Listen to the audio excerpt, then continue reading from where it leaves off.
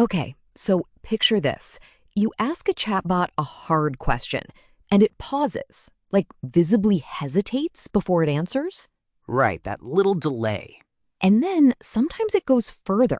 It actually backspaces mid-sentence, deletes what it started, and comes back with something different. And that's not the same thing as the pause. The pause can just be a timer.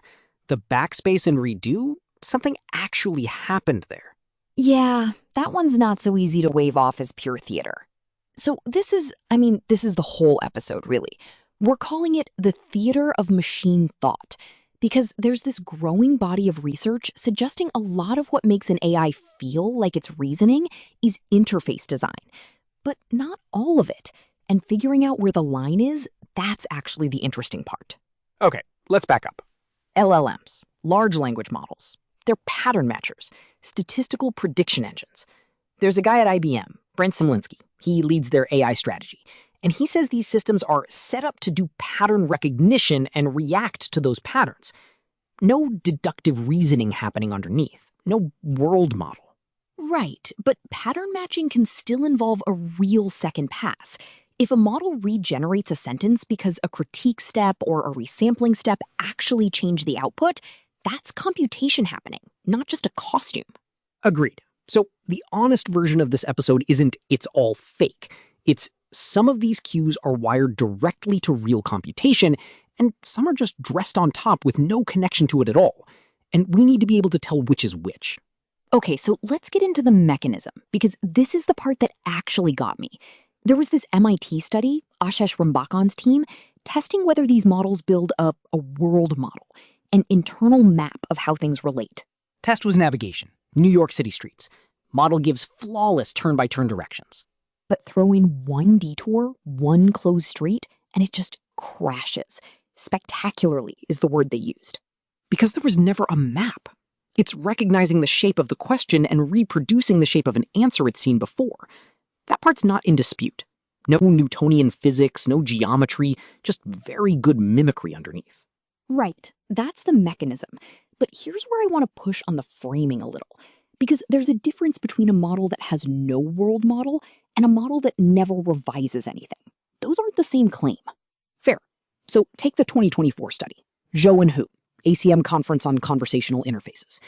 They took ChatGPT and built in artificial hesitation, tunable pause lengths, short or long, mimicking contemplation, and a second parameter, a backspace rate, simulating the AI second-guessing a word. Here's the thing, though. Was that backspace tied to anything the model was actually doing? Or was it just a scripted animation layered on afterward on a timer, completely independent of the model's actual output? It was the second one. That's the key detail, actually. The pause length and the backspace rate were parameters in the interface layer. The model had already finished generating. The hesitation and the reconsidering were added after the fact, for the user's benefit, with zero relationship to any recomputation. Okay, so that specific thing, that is theater. Because nothing was reconsidered. It's a fake backspace. Right, but that's a different claim than backspacing is never thinking. If a model actually regenerates a sentence, say in an agent setup where it drafts, critiques its own draft, and rewrites based on that critique, tokens get recomputed. That's a real step, even without a world model behind it. It's not human deliberation, but it's not nothing either. So the theater isn't self-correction exists.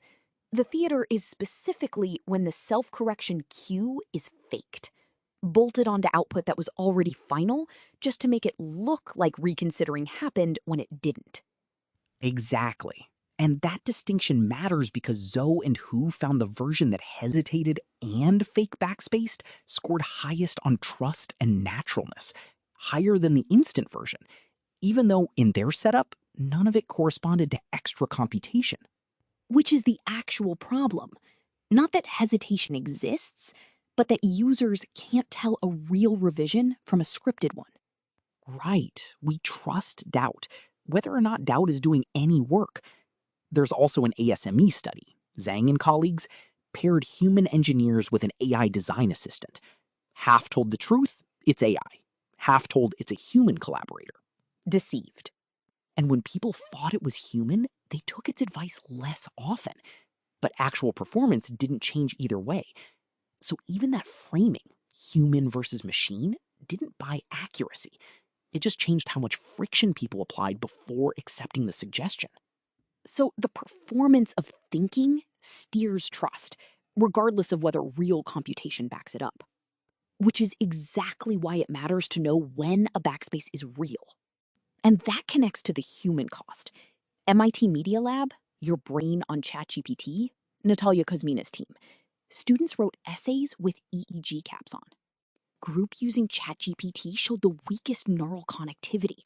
Some couldn't quote their own essay 60 seconds after writing it. Which is the cost either way. Whether the hesitation you saw was a real revision or a fake one, if it convinces you the work is done, you stop doing your own. Kuzmina's line, there is no cognitive credit card. You cannot pay this debt off. So the real question isn't, does the AI seem trustworthy? It's, can trustworthy AI design actually disclose which cues are load-bearing? Show me the backspace that came from a real critique pass, and label the one that's just a timer. Yeah, confidence indicators tied to actual uncertainty. Self-correction that's disclosed as genuine recomputation versus animation. That's the direction researchers are pushing.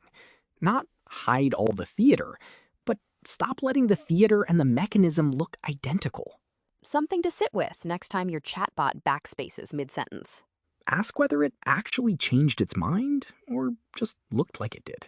I'm Nova. And I'm Alex. And this is Code and Cosmos.